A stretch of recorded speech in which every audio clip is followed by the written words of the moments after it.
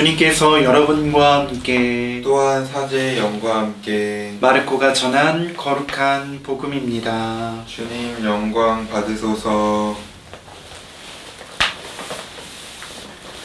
그때 예수님께서 군중을 가까이 불러 그들에게 말씀하셨다. 너희는 모두 내 말을 듣고 깨달아라. 사람 밖에서 몸 안으로 들어가 그를 더럽힐 수 있는 것은 하나도 없다. 오히려 사람에게서 나오는 것이 그를 더럽힌다. 예수님께서 군중을 떠나 집에 들어가시자 제자들이 그 비유의 뜻을 물었다.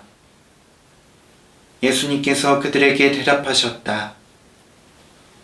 너희도 그토록 깨닫지 못하느냐? 밖에서 사람 안으로 들어가는 것은 무엇이든 그를 더럽힐 수 없다는 것을 알아듣지 못하느냐? 그것이 마음속으로 들어가지 않고 배 속으로 들어갔다가 뒷간으로 나가기 때문이다. 예수님께서는 이렇게 모든 음식이 깨끗하다고 밝히신 것이다.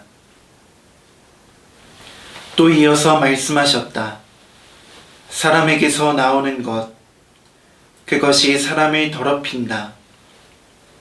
안에서 곧 사람의 마음에서 나쁜 생각들, 불륜, 도둑질, 살인, 간음, 탐욕, 악의, 사기, 방탕, 시기, 중상, 교만, 어리석음이 나온다. 이런 악한 것들이 모두 안에서 나와 사람을 더럽힌다. 주님의 말씀입니다. 그리스도님 찬미합니다. 참 예수님. 참 예수님. 네, 오늘 일독서를 천천히 듣다가 그 4학년 때 수업 시간에 들었던 얘기가 떠올랐습니다. 그 성경을 잘 읽었다고 생각하지만 저희가 실상 놓치는 부분들이 많잖아요. 저는 그 생명나무라는 이 단어가 되게 어색하게 다가왔습니다.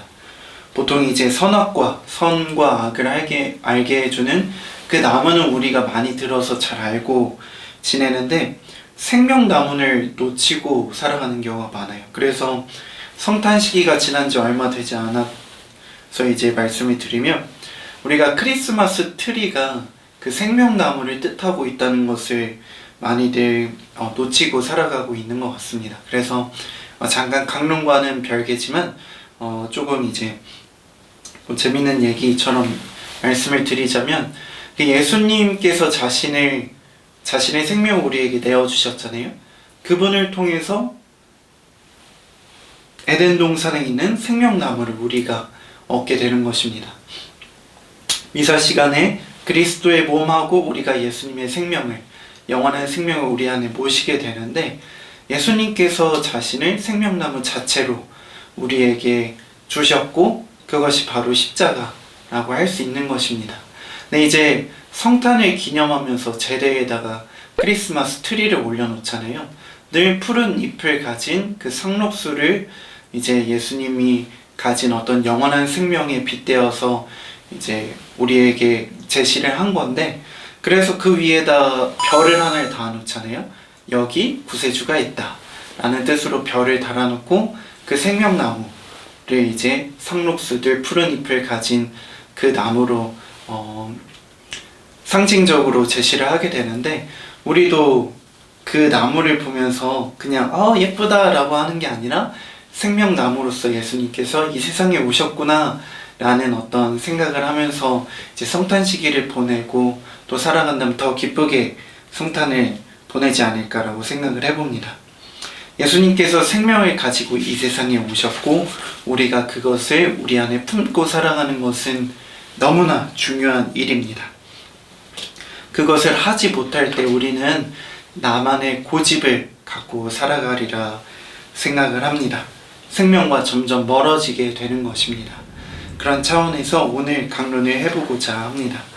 우리는 종종 잘 살고 싶어서 아등바등 몸부림을 치는데 더 이상한 곳으로 가버릴 때가 있는 것 같습니다.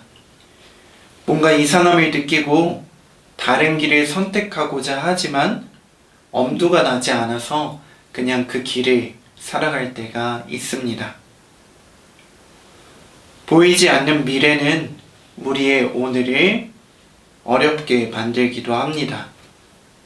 더구나 다른 많은 이들이 나와 함께 잘못된 길을 걸어간다면 그 길이 올바르다고 확신을 갖고 더 이상 올바른 선택을 하지 않을 때도 있다고 생각합니다.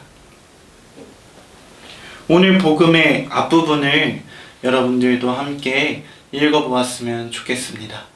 오늘 복음은 조상들의 전통에 관해서 예수님과 바리사이들, 율법 교사들이 논쟁을 하는 부분입니다. 생략된 복음의 부분에서 예수님께서는 이렇게 말씀하고 계십니다. 그들은 사람의 규정을 교리로 가르치며 나를 헛되이 섬긴다. 너희는 하느님의 계명을 버리고 사람의 전통을 지키는 것이다. 그러고서 복음에서 예수님께서는 그들에게 말씀하십니다. 사람 밖에서 몸 안으로 들어가 그를 더럽힐 수 있는 것은 하나도 없다. 오히려 사람에게서 나오는 것이 그를 더럽힌다. 제자들에게 하는 말씀이기도 하고 율법 교사들, 바리사이들에게 하는 말씀이기도 합니다.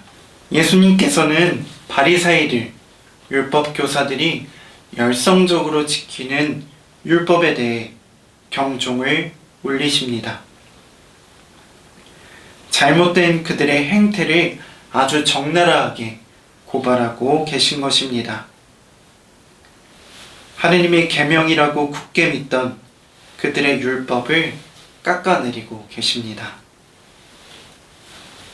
제자들에게 하신 말씀이지만 율법 교사들, 바리사이들에게 끊임없이 하신 말씀이기도 합니다. 그렇다면 율법을 아주 소중히 여긴 그들은 어떤 반응을 보였을지 한번 머물러 보았습니다. 우선 자신의 길을 고집하며 예수님을 배척하거나 혹은 예수님이 옳다고 생각하지만 벗어나기는 두려워 불편하게 계속 율법을 지키거나 혹은 아주 어렵지만 사람의 계명을 버리고 예수님께 자신을 맡기는 것이 있을 수 있겠습니다. 예수님이 원하셨던 것은 무엇이겠습니까? 예수님은 분명 가장 어려운 길을 원하셨을 것입니다. 가장 어렵지만 그 길이 생명의 길이기 때문입니다. 생명나무로 이 세상에 오신 그분께서는 생명과 멀어진, 영원한 생명과 멀어진 이들에게 말씀하고 계십니다. 사람 밖에서 몸 안으로 들어가 그를 더럽힐 수 있는 것은 하나도 없다. 오히려 사람에게서 나오는 것이 그를 더럽힌다. 살면서 켜켜이 쌓인 우리의 고집을 버리고 예수님께 자신을 온전히 맡긴다는 것은 굉장히 어려운 일임에 틀림없습니다. 그러나 그분께서는 우리를 한시도 잊은 적이 없는 우리의 아버지이십니다. 이사야서에도 나오듯이 그분께서는 우리를 당신 손에 새겨두고 한시도 잊지 않으십니다. 우리가 만약 고집을 버리고 우리 안에서 나오는 것으로 우리를 더럽히는 것이 아니라 그분을 받아들인다면 분명 그분께서는 우리가 생명의 길로 나아갈 수 있도록 아주 친절하게 사랑으로 이끌어 주실 것입니다. 오늘날에도 저를 포함한 많은 이들이 예수님의 가르침을 온전히 따르기 어려워합니다. 사람의 계명이 더 지키기 편하기에 하느님의 계명을 외면하기도 합니다. 그렇지만 꼭 기억했으면 좋겠습니다. 그분께서 생명으로 오셨고 그분을 받아들이는 것이, 가장 어렵게 느껴지는 그것을 선택하는 것이 우리에게 영원한 생명을 가져다 줍니다. 하느님께 우리를 맡기고 살아갈 줄 알아야 합니다.